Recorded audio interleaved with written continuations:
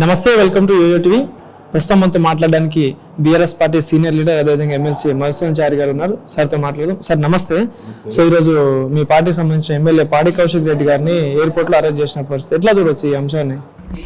ఈ ప్రభుత్వం పరిపాలన చేతగాక, ప్రజలకు ఇచ్చినటువంటి హామీలు నిలబెట్టుకోలేక, కక్ష సాధింపు, ఎవరైతే ప్రభుత్వాన్ని బాహాటంగా నిరంతరం ప్రజాక్షేత్రంలో వాళ్ళు ఇచ్చినటువంటి హామీలు అమలు చేయాలని నిరోధిస్తా ఉన్నారో అటువంటి గొంతుకల మీద భయంకరమైనటువంటి దాడి జరుగుతూ ఉన్నది.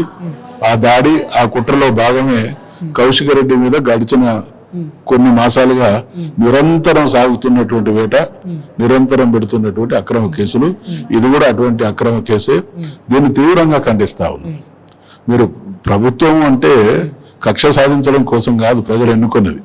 మీరు అనేక హామీలు ఇచ్చిండ్రు, ఆ హామీల అమలు కోసం ప్రజలు ఎదురు చూస్తూ ఉంటే, ప్రజలేమో మీరు ఇచ్చినటువంటి పథకాలు అమలు కావాలని ఎదురు చూస్తూ ఉంటే మేము ఎవరిని అరెస్ట్ చేద్దామని వీళ్ళు ఎదురు చూస్తూ ఉన్నారు. ఇది ఈ రాష్ట్రంలో కొనసాగుతున్నటువంటి దుర్మార్గపు పాలన, దయనీయమైనటువంటి స్థితి. శని ఆదివారాల్లో అరెస్ట్ చేయకూడదు. అరెస్ట్ చేయబడేటువంటి వ్యక్తికి ఉండేటువంటి హక్కును హరించడమే కారణం. కోర్టు ఉన్నప్పుడు అరెస్ట్ చేస్తే కోర్టు తేల్చుతుంది.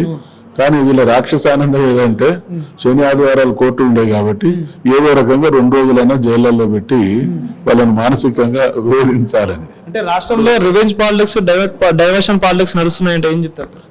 ముమ్మాటికి అంతే. ఇప్పుడు ప్రజలకు కేసీఆర్ గారు తెలంగాణ రాష్ట్రాన్ని సాధించారు. సుదీర్ఘమైనటువంటి పోరాటం చేసి రాష్ట్రాన్ని సాధించారు. అసలు ఎవరు అనుకున్నారు 6 నెలల్లో కరెంటు సమస్య పరిష్కారం అవుతుందని? ఎవరు అనుకున్నారు తెలంగాణలో నీటి వ్యవస్థ ఇంత అద్భుతంగా తయారవుతుందని? కారణం ఏంటి? ఆయన తెలంగాణ సాధించేటువంటి క్రమంలో తెలంగాణ ప్రజల బాధలు కల్లారా చూసిండు కాబట్టి, ఆ బాధలకు పరిష్కార మార్గాలు కూడా వెతికి పెట్టుకున్నాడు కాబట్టి, అధికారంలోకి వచ్చిన మరుక్షణమే తన మనసులో ఉన్నటువంటి ఆలోచనలన్నీ ఆచరణలో పెట్టి ఆ దిశగా పనిచేసిండు. వీళ్ళకి ఎటువంటి లక్ష్యం లేదు. వీళ్ళకు ప్రభుత్వంగా ఇచ్చినటువంటి హామీలను అమలు చేసే చిత్తశుద్ధి లేదు, పరిపాలన అనుభవం లేదు, అవగాహన లేదు. చివరికి అన్ని రకాల వైఫల్యాల నుంచి కప్పిపుచ్చుకోవడం కోసం, తప్పించుకోవడం కోసం ఈ కోడిగుడ్డు మీద ఈకలు లెక్క పెట్టే పీకే ప్రయత్నం చేస్తా ఉన్నారు. వీళ్ళు అబాసు పాలవుతా ఉన్నారు. ఇవాళ 20 మాసాల కాలంలో కాంగ్రెస్ గ్రాఫ్, ముఖ్యమంత్రి అనేటువంటి, చాలా ముఖ్యమంత్రి అనే మాటకే 2 చేతులు ఎత్తి దండం పెట్టే గౌరవప్రదమైనటువంటి హోదా, ఆ స్థాయి అది. ఇవాళ ముఖ్యమంత్రి గారి మీద సోషల్ మీడియాలో కానీ బయట కానీ ఎవరు ఏ రకంగా మాట్లాడుతానో చూస్తూ, ఇవన్నీ ఏంటి? వీళ్ళ పరిపాలన నిర్వాహకం వల్ల ఉత్పన్నమవుతున్నటువంటి పరిస్థితులు.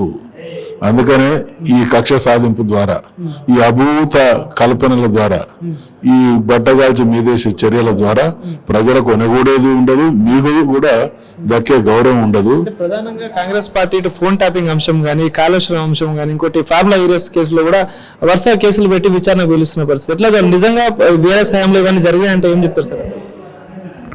ఇప్పుడు అసలు ప్రాధాన్యతలు ఉంటాయి. గవర్నమెంట్కు నిర్మాణాత్మకమైనటువంటి ప్రాధాన్యత, నిర్మూలనాత్మక ప్రాధాన్యత.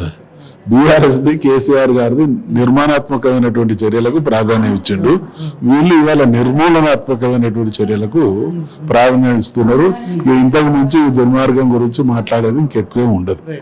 సో ఇంక 10 ఏళ్ళు రాష్ట్రాన్ని అంటే రాబందులా దోచుకున్నారని మాట్లాడుతా ఉన్నారు. ఇప్పుడు మేము పథకాలు ఇద్దామని మా దగ్గర డబ్బులు రావట్లేదు, రూపాయి కూడా పుట్టట్లేదు అని చెప్పేసి మాట్లాడుతున్నారు. కోసిన డబ్బులు రావని ముఖ్యమంత్రి మాట్లాడుతారు. ఎట్లా చూడవచ్చు అంటే ముఖ్యమంత్రి స్థాయిలో ఎట్లా మాట్లాడారు?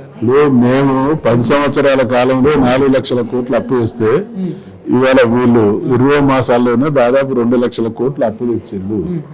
మేము తెచ్చినటువంటి అప్పులో అనేక ప్రాజెక్టులు, అనేక స్కీములు సజీవంగా ప్రజలకు అందుబాటులోకి తెచ్చను, అవి అమలైనవి. వీళ్ళు తెచ్చిన ఈ 2 లక్షల కోట్లతోని ఏం చేస్తున్నారు? వీళ్ళు కొంత ఢిల్లీకి కప్పం కట్టడం, దోచుకున్నటువంటి సొమ్మును కప్పానికి కొంత, దాచుకోవడానికి కొంత, ప్రజలకు రిక్తహస్తాలు, శూన్యహస్తాలు, రిక్తహస్తాలు, ఓ సామెత ఉన్నది. ఆ పరిస్థితి ప్రజలకు. Thank you sir.